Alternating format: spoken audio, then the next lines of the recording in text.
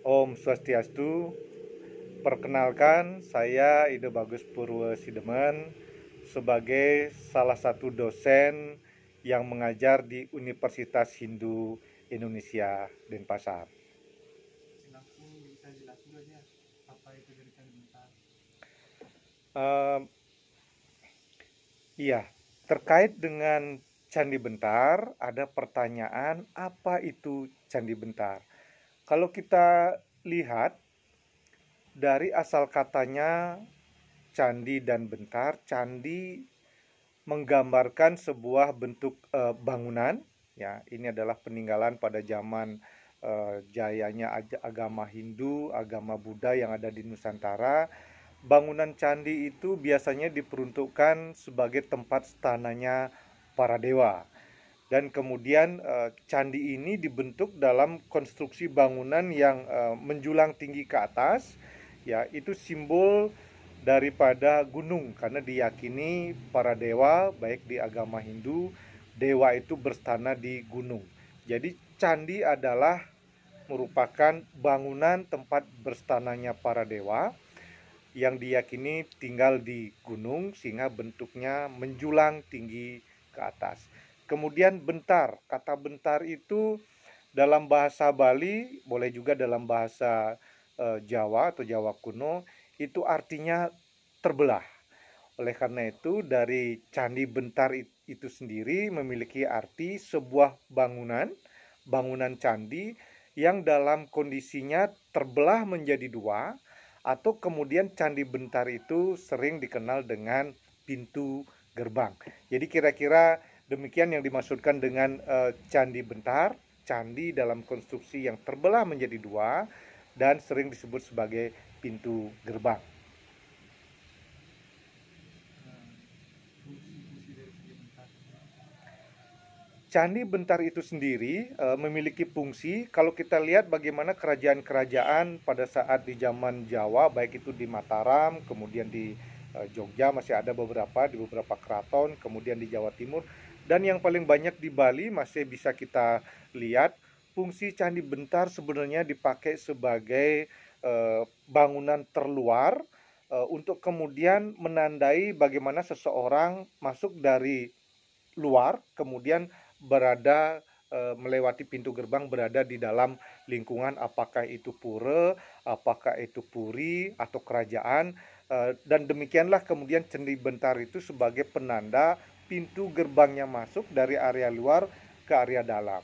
Nah, di Bali Candi Bentar ini selain berfungsi sebagai apa namanya, penanda orang masuk, keyakinan agama Hindu di Bali juga memberikan apa namanya, nilai-nilai filosofi pada bangunan Candi Bentar, di mana bangunan itu tidak hanya sekedar pintu masuk, namun juga memiliki fungsi dengan beberapa ornamen dan makna-makna yang di dalamnya sebagai tempat perlindungan.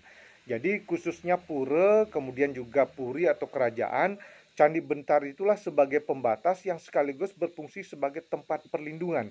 Sebab itulah pintu masuknya orang luar yang kalau seandainya dalam kondisi tertentu di pintu atau di Candi Bentar inilah sebagai alat pendeteksi awal untuk kemudian melindungi apa yang ada di dalam.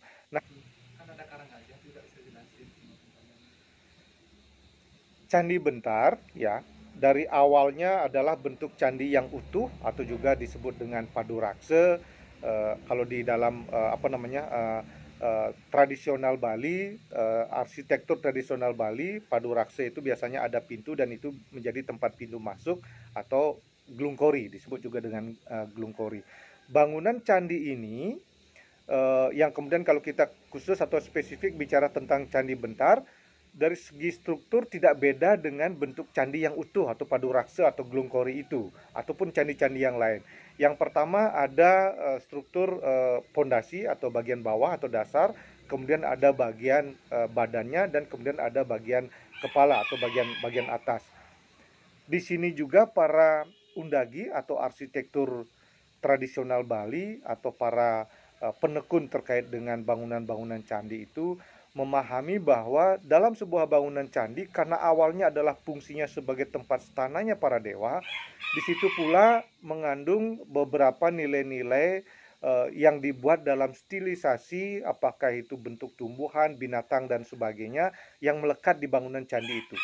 Candi Bentar biasanya pada bagian bawah atau pada bagian kaki terdapat bataran, kemudian di atasnya ada bentuk ukiran dengan mengambil bentuk dari gajah atau binatang gajah, atau dalam arsitektur tradisional Bali disebut dengan karang asti. Kenapa gajah? Ya otomatis dari simbol gajah itu sendiri sebagai binatang yang besar, kuat, diharapkan bangunan candi itu bisa berdiri dengan kokoh. Itu makanya karang asti atau karang gajah itu selalu posisinya di bawah. Tidak mungkin karang asti itu tempatnya di atas ya. Nah, kemudian naik dari atas karang asti atau karang gajah, disebut dengan bagian badannya. Di sana juga sudah ada ornamen-ornamen seperti karang tapel. Pada badan inilah kemudian bisa diolah, diatur terkait dengan berapa tinggi atau berapa ande candi itu akan dibuat, apakah satu, apakah tiga, dan sebagainya. Di sini ornamennya juga menentukan, selain karang gajah sebagai simbol, selain karang tapel, di sana juga ada ukiran-ukiran diambil dari stilisasi tumbuhan, ya, dari ukiran-ukiran yang ada di Bali. Ada yang dibuat dengan patre Punggal, Patre Olandre, Patre Samblung, dan sebagainya. Dan kemudian naik pada posisi yang paling atas atau pada bagian kepala itu ada karang goa atau karang goa itu pedis atau burung, dan kemudian pada ujung atasnya ada bentale. Ini juga menjadi simbol karena burung itu selalu dia punya habitat hidup di udara, di atas. Jadi inilah maksudnya bagian atas dari candi itu diberikan ornamen karang goa. Demikianlah dari bagian bawah, kemudian bagian bawah atau disebut dengan kaki, kemudian bagian badan, dan kemudian bagian kepala. Ornamen-ornamen itu sudah memiliki posisi dan struktur tertentu, juga terkait dengan filosofi dan makna-maknanya. Tidak mungkin karang gajah tiba-tiba ada paling atas atau kemudian karang goa dia berada di bawah. Ini sudah sedemikian, bahkan ini merunut menjadi bentuk bangunan-bangunan lainnya. Kalau misalkan di Bali pada saat orang ada upacara pitriyadnya, ngaben, membuat badai, juga konstruksinya seperti itu. Ada bagian bawah, bagian badan, bagian kepala, yang seluruh ornamennya kira-kira hampir persis seperti ornamen yang ada dalam sebuah candi atau juga dalam Candi Bentar. Perkembangan dari Candi Bentar itu sendiri. Perkembangan Candi Bentar dari sejak awal zaman kerajaan, kemudian hingga saat sekarang ini telah mengalami beberapa perubahan-perubahan yang semakin tahun hingga sekarang ini ragamnya semakin banyak. Kalau kita lihat beberapa peninggalan-peninggalan candi kuno, mereka memiliki pakem-pakem tertentu, dan kemudian kita bisa membedakan dari mana asal candi itu. Kalau misalkan candi yang berasal dari zaman Mataram, Jawa Tengah, dia dibuat dengan mempergunakan bahan batu dari lahar. Jadi bahannya adalah bahan batu seperti di Prambanan, Borobudur, dan sebagainya. Kemudian kalau lari ke timur, di Jawa Timur, ornamen ataupun bahan yang dibuat untuk membuat candi itu berbahan dari terakota, dari batu bata. Nah, kemudian di Bali terjadi perpaduan antara batu bata, batu padas, dan hingga sekarang bahkan batu lahar pun yang berasal dari daerah Karangasem di Gunung Agung itu pun juga dipergunakan sebagai bahan candi. Jadi merunut dari perkembangan candi-candi yang ada, dari yang sederhana hingga sekarang yang bentuknya sangat rumit, kemudian bentuknya besar, bentuknya megah, apalagi kemudian Bali terkenal menjadi daerah pariwisata. Hampir semua tempat objek wisata, pintu gerbangnya selalu ditandai dengan candi besar, Candi Bentar dengan konstruksi yang cukup besar. Jadi demikian perkembangan dari candi-candi yang ada hingga kemudian Candi Bentar yang ada di Bali pun berkembang dari zaman ke zaman, dan sekarang boleh dikatakan sangat variatif sekali, dari bentuk yang paling sederhana hingga yang paling bagus ataupun paling mewah. ya upacara setelah bangun Candi Bentar? Dalam sebuah pembuatan candi bentar selalu diawali dengan upacara. Ya, pada saat undagi ataupun kemudian siapa yang akan membangun candi bentar, apakah dia perumahan, apakah dia pura, apakah dia banjar, apakah pembatas desa dan sebagainya, selalu ada proses ritual dengan membuat semacam penanaman pondasi sehingga diharapkan pondasi dan bangunan candi bentar itu kuat. Nah, demikian pula selama proses pembuatan hingga candi bentar itu selesai.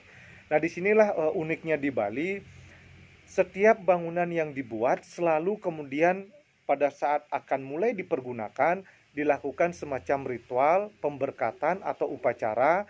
Kalau di Bali dengan upacara yang paling sederhana adalah memakuh, kemudian ada upacara memelas pas. Nah, dari upacara baik yang keduanya memakuh ataupun memelas pas ini sebenarnya sebagai pertanda wujud syukur ataupun terima kasih kepada Tuhan Yang Maha Esa untuk kemudian bangunan yang dibuat bisa diberkati dan berdiri kokoh. Ya, bentuk upacaranya bermacam-macam tergantung dari besar kecilnya dari candi bentar tersebut. Bisa dengan banten tingkating niste, ada yang madya dan ada yang utama. Apalagi kalau misalkan candi bentar dirangkaikan dengan bangunan pura besar, biasanya upacaranya juga sekaligus dalam upacara bentuk yang besar, upacara melaspas wewangunan. Jadi tidak hanya khusus di Candi Bentar, tapi proses ini menjadikan bagaimana seluruh bangunan yang dibuat diyakini untuk kemudian dari cara pembuatan hingga kemudian memberikan kekuatan itu akan berdiri kokoh sepanjang masa. Nah, Candi Bentar ataupun bangunan-bangunan yang ada di Bali, katakan bangunan rumah tinggal dan sebagainya, bagi masyarakat Bali tidak akan memulai untuk tinggal menempati rumah tersebut sebelum dilakukan upacara seperti memakuh atau melaspas yang saya jelaskan tadi. Karena konsepnya adalah bangunan yang tadi berbahan dasar dari material yang sifatnya mati, ada batu, ada semen, ada batako, ada kayu, ada genteng. Kalau candi bentar ada berbahan dengan batu bata, batu padas, batu candi dan sebagainya. Nah, kemudian setelah ini selesai, ada proses untuk kemudian diberikan kekuatan.